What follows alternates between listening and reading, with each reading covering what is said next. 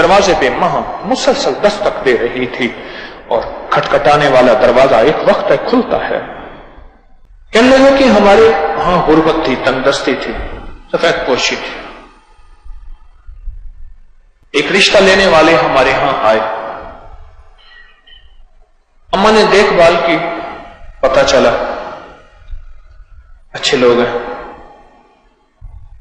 اور رشتہ کر دی. تھوڑا ہی عرصہ گزرا تھا، زندگی کے دن رات بہت اچھے، شوہر بہت اچھا ملا، نیک تھا، نمازی تھا، ایماندار تھا، محبت کرنے والا. شوہر کو کوئی ایسی بیماری اور روگ لگا، مر گیا. بیوگی کی زندگی تھی، عدت کے دن تھے، میں نے گزارے، عدت کے دن گزارے. عدت کے جب آخری ایام تھے، 4 مہینے 10 دن، آخری دن گزرے، 2 تھیلے بھرے ہوئے میری ساس اور سسر میرے پاس آئے. کہنے لگا بیٹی تو ہماری بیٹی ہے، تقدیر کا نیزہ،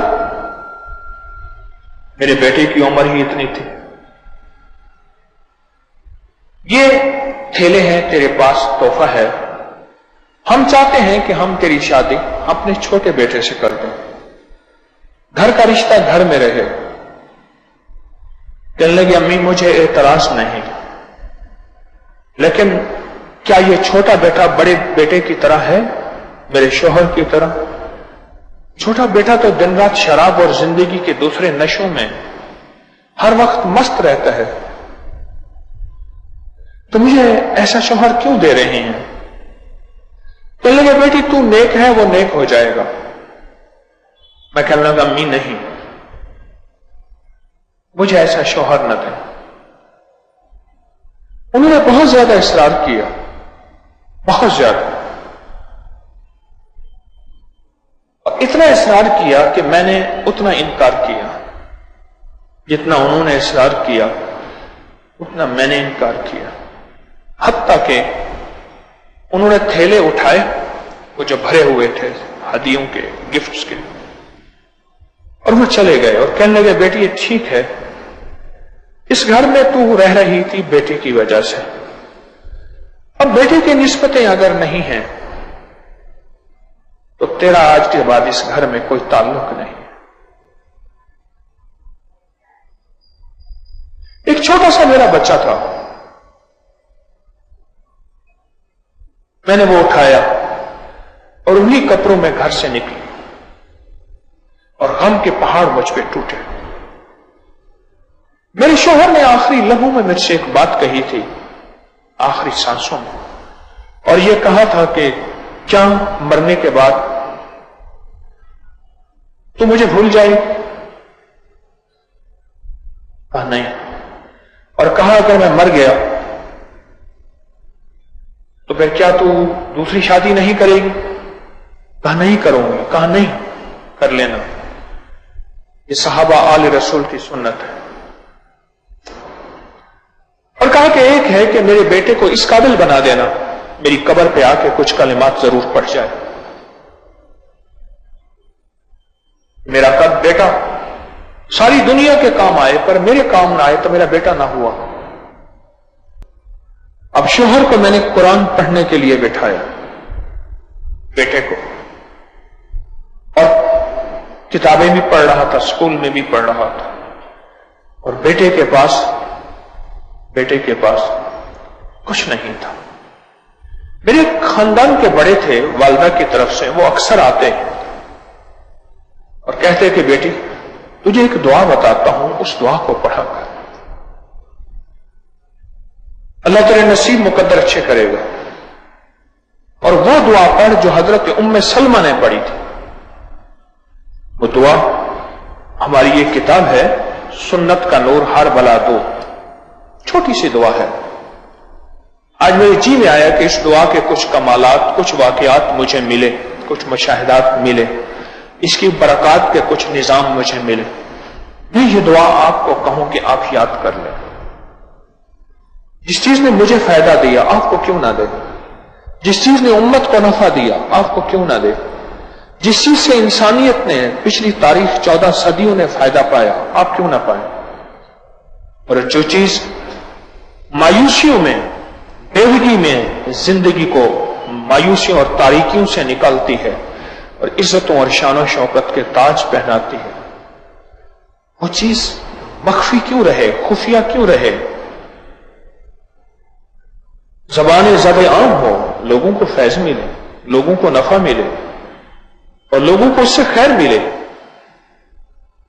वो दुआ है इन्ना लिल्लाहि व इन्ना इलैहि राजिऊन अल्लाहुम्मा अजिरनी फी मुसीबतिन वख्लुफ ली खैरम मिन्हा। ये दुआ है, ये छोटी सी दुआ। सफा नंबर 173 173 ये सुन्नत का नूर हर बलातुर। और इसके अलावा भी आप नेट पे सर्च करें, आपको हर जगह मिलेगी। ये किताब लेना जरूरी नहीं, वरना इस किताब में मौजूद है इन्ना लिल्लाहि व इन्ना इलैहि राजिऊन अल्लाहुम्मा अजिरनी फी मुसीबतिन वख्लुफ ली खैरम मिन्हा। बस छोटी सी दुआ, और इसको खुला पढ़ते रहें। कहने लगे मेरे खानदान के बड़े जब वो तशरीफ लाते थे, बुजुर्ग थे, वो कहते थे बेटी इसको खुला पढ़ा कर। फिर वो कहने लगे उन्होंने मुझे 2 वाक्य सुनाए और वो 2 वाक्य मैं आज आपको सुनाता हूं। और एक बात जरूर कहूंगा कि इस दुआ को जरूर याद कीजिएगा और अपनी नस्लों को याद कराइएगा। और ये दुआ सिर्फ बेवगी के लिए नहीं है, गौर से सुने। ये दुआ कोई चीज अगर छिन गई है, आज बख्त था छिन गया, तख्त था छिन गया, औलाद थी छिन गई, माल था छिन गया, आज देने वाला था, कल देने वाला था, आज लेने वाला बन गया, दौलत से महरूम हो गया, तवंगरी से महरूम हो गया, इज्जत शान और शौकत से महरूम हो गया, बड़ा घर था, बड़ी सवारी थी, जिससे भी कोई चीज छिन गई हो उसके लिए बाकमाल बेमिसाल लाजवाब चीज है। वो चीज छिन गई, वो कोई भी नेमत छिन गई। बच्चा पढ़ता रहा, बच्चे के पांव में जूती नहीं होती थी, 2-2.5 मील के फासले पे स्कूल होता था, बच्चा नंगे पांव जाता था। और बच्चे को अक्सर मैं आके रात को उसके जख्मों में धोती थी, गर्म पानी से खुश करती थी और रात को तेल लगा के और पट्टियां बांध के फिर बच्चे को नंगा पांव भेज देती थी। और बच्चे के पास पांव में जूते नहीं होते थे, जूते नहीं होते थे। एक बार मेरा बेटा आया तो उसके पांव में जूते थे और उसने हाथ में जूतों का डब्बा पकड़ा हुआ था और बहुत ज्यादा खुश खुश, और आते ही मुझे 50 रुपए दिए। बेटा ये कहां से लाया? कहने कि खाला आई थी, वो कहती थी मैं आपकी अम्मी की बहन हूं, गाड़ी में जा रही थी, मुझसे पूछा बेटा तू कौन है, तेरे पांव में जूता नहीं है। और कहा उस दिन अम्मा मुझे जख्म बहुत थे, मैं अपने और तालिब इल्मों से पीछे रह गया, पांव को घसीट के चल रहा था और एक बात कह रहा था, आज मेरे बाबा भी होते और मुझे जूता लेकर देते। एक गाड़ी आके मेरे करीब रुक गई, कहने लगी बेटा तेरे पास जूता नहीं है? कहा नहीं।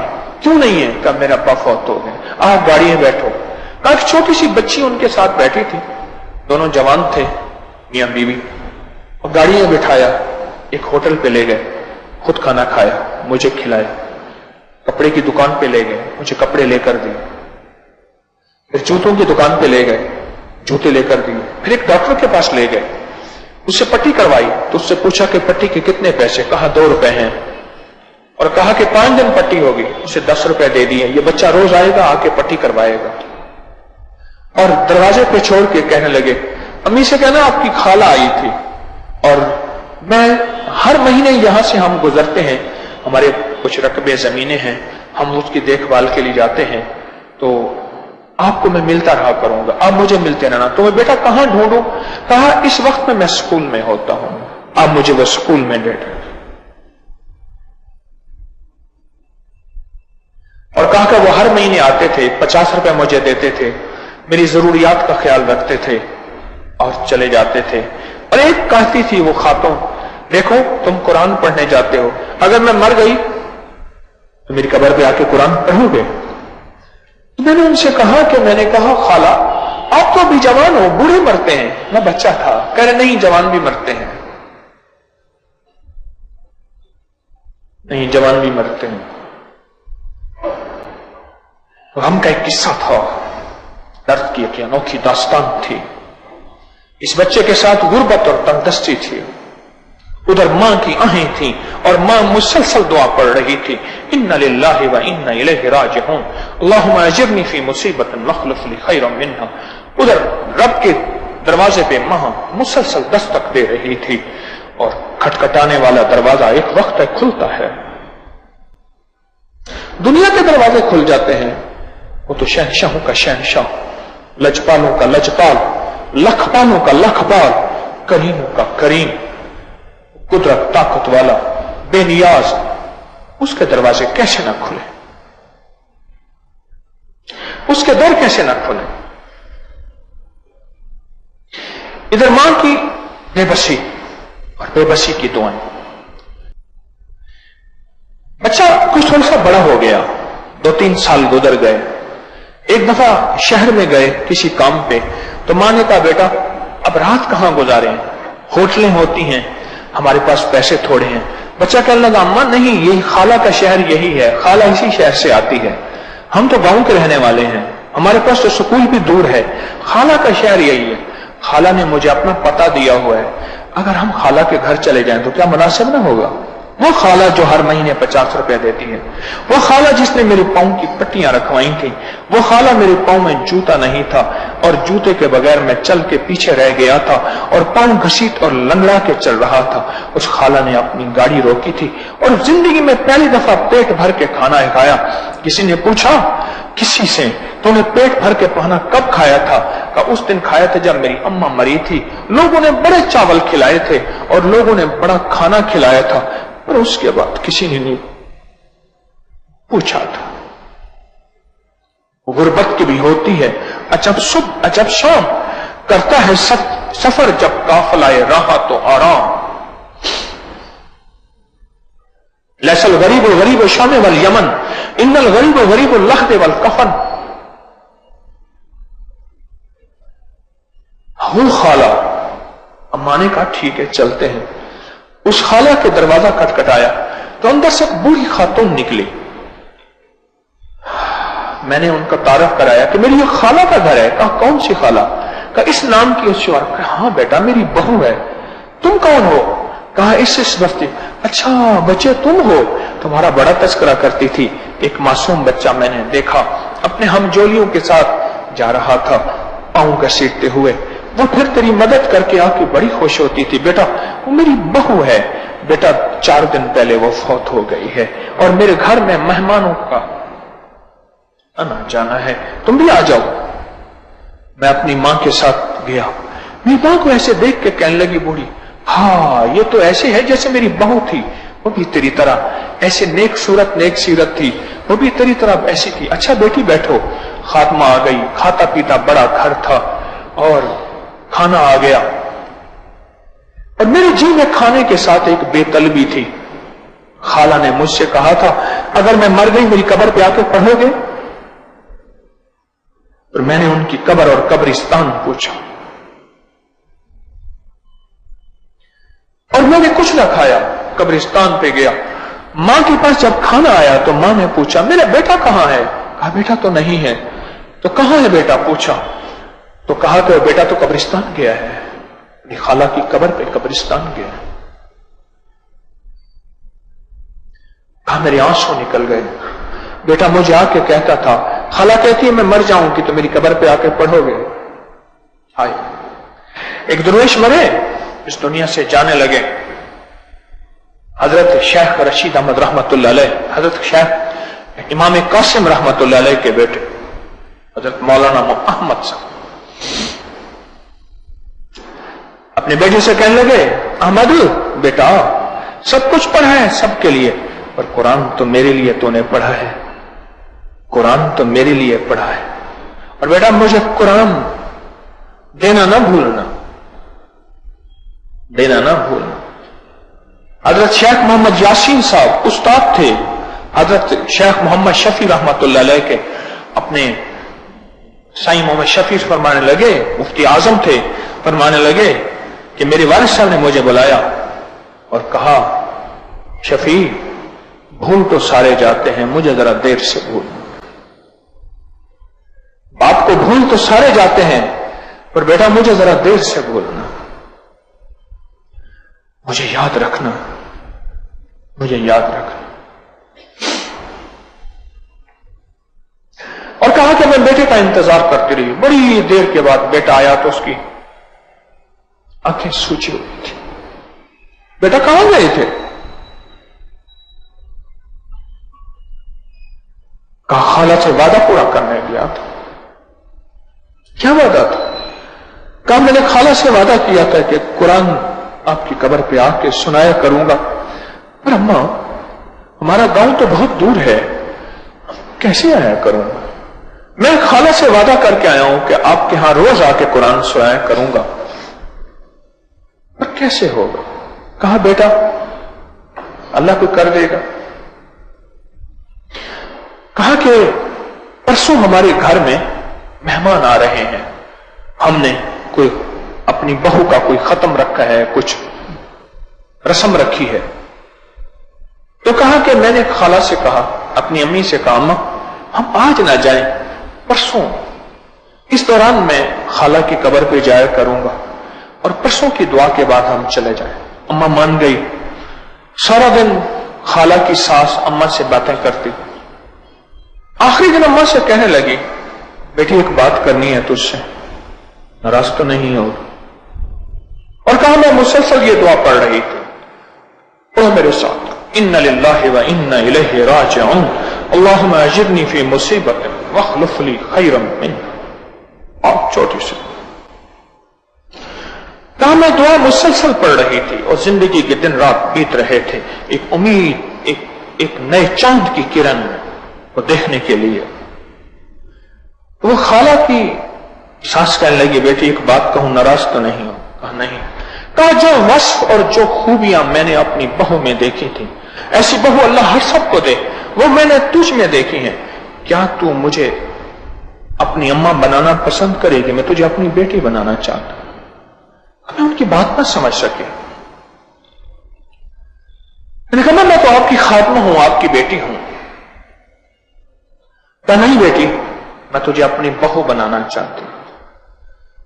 میرے بدن پہ پسینہ آ گیا، میں نے سوچا نہیں تھا، میں غربت کی ماری، میں تنگ دستیوں کی ماری، اتنا بڑا بنگلہ، اتنی بڑا گھر، اتنی بڑی مال و دولت، جاہ و حشمت، غلام اور خادم نہیں اس گھر میں، اور اس بڑھی اماں کا ایک ہی بیٹا تھا۔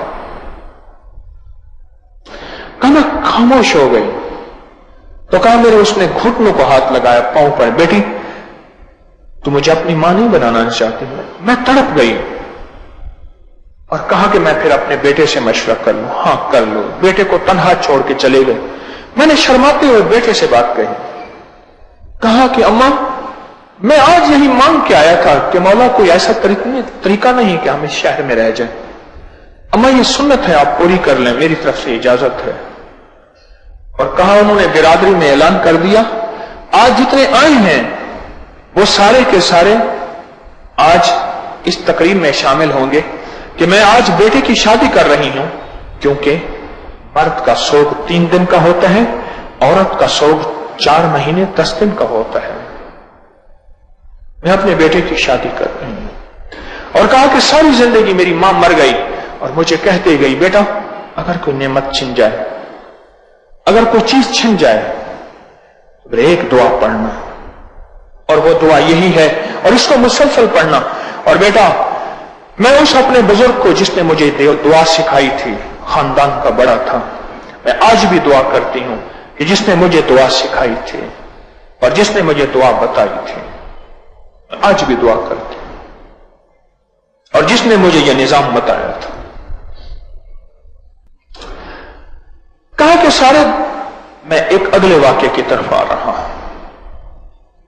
یہ زندگی تو بس گئی، اس بچے کا اس شہر میں داخلہ ہو گیا، وہ بچہ وہاں رہا، اسے رہائش بھی مل گئی، اسے مہمان بھی مل گیا، اسے باپ کا سایہ بھی مل گیا، اسے ایک بڑا گھر بھی مل گیا، اسے خوشحال زندگی بھی مل گئی۔ ہاں، وہ بیٹھ کے کبھی کبھی اپنی پٹیوں کو، اپنے زخموں کو، اپنے پاؤں کے گھسیٹنے کو، اپنے فاقوں کو، اپنی غربت کو، اپنی دنپستی کو یاد کرتا تھا۔ پھر اماں سے کہتا تھا، اماں وہ دعا جو آپ پڑھتی تھی، اس دعا نے تو میری زندگی کو نکھار کے رکھ دیا، اس دعا نے تو میری زندگی میں خیروں کی اور برکتوں کی اور رزق کی اور دولت کی بارش کر دی۔ ان للہ و انا الیہ راجعون، اللہم اجرنی فی مصیبۃ واخلف لی خیرا منہا۔ دعا میں بڑی طاقت ہے، دعا میں بڑی تاثیر ہے، اور غم سے مانگی جانے والی دعائیں اور دکھ سے مانگی جانے والی دعائیں اور درد سے اندر سے نکلنے والی آہیں، وہ تو عرش کو جا کے ایسے ہلاتی ہیں اور فیصلے بدلوا کے، حتیٰ کہ لوح محفوظ میں اگر خباثت، رسالت، تنگ دستی، فقر، غربت، تھکے، آہیں، ظلم، ستم، لولا پن، لنگڑا پن، اندھا، کانا، اپاہج، بیمار، مریض، اگر لوح محفوظ پہ لکھا ہے، یہ دعائیں جا کے اس کو بدلوا دیتی ہیں۔ میرے رب کا قلم خود چلتا ہے اور خود نظام عالم سارا کا سارا بدل جاتا ہے۔